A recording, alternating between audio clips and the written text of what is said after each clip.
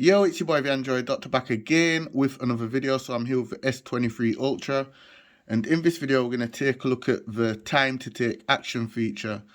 Okay, so have you ever had those quick pop-ups that tell you to take action about something, and by the time you go to click it, it just disappears off screen?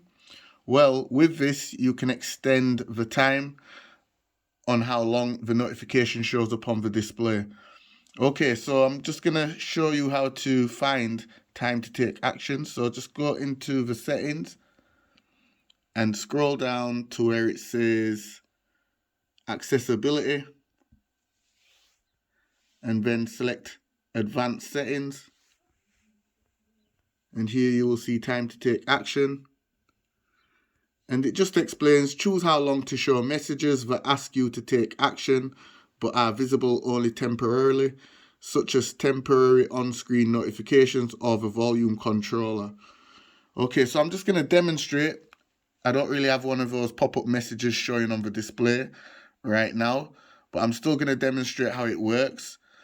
So like the volume, for example, can you see? It was just on the screen for a few seconds.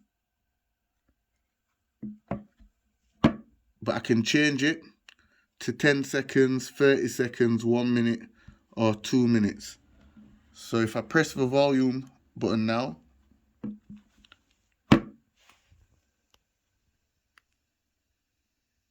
as you can see, it's not disappearing, it's staying on the screen, and it will stay on the screen for 2 minutes.